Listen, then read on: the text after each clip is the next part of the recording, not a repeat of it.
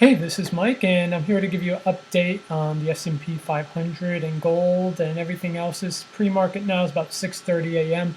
So as you see yesterday, the S&P 500 was down almost 0.5%.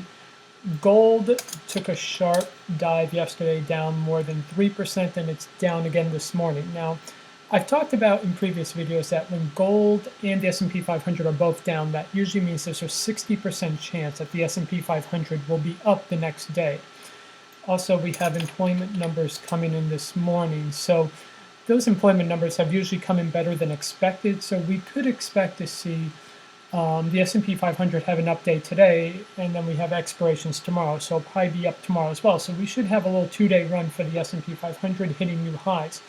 However, you want to have a little caution here because we're heading into September, which is seasonally the worst time of the year for equities and seasonally the best time of the year for gold. One of the things I talked about in yesterday's video is to look at the VIX, that the VIX will be going up, and as I said, it did go up almost 2%. I expect the VIX to continue to go up as the market begins possibly to roll over into next month in September. I'm looking for like a 5 to 8% correction, which means you could get a 10 to 16% return on the VIX in the next month, which would put the VIX at around 28, which would be like up at this level where it last was at the end of July.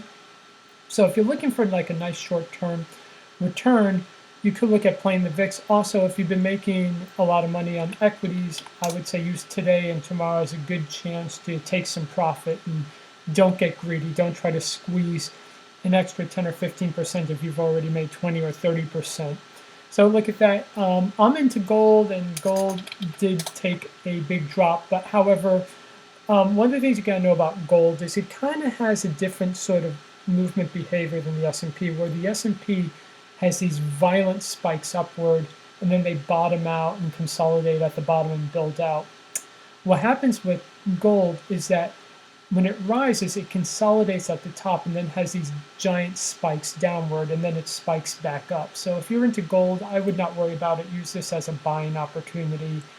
Overall, the gold chart is still very healthy. It's going to be fine. It just had this very rapid rise, and it just needs to sort of consolidate probably between the 170 and 195 area. So there's a great buying opportunity. People complain, oh, I can't get into gold and silver, it rises too high. Well, here's your chance right now to buy in.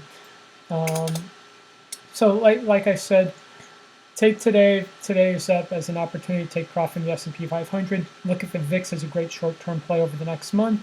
If you want to buy some gold, now's the chance to do it. Alrighty, so that's it. I do these videos before market every trading day, so if you want, please subscribe and turn on notifications so you know when these videos come up. Okay, talk to you later. Bye.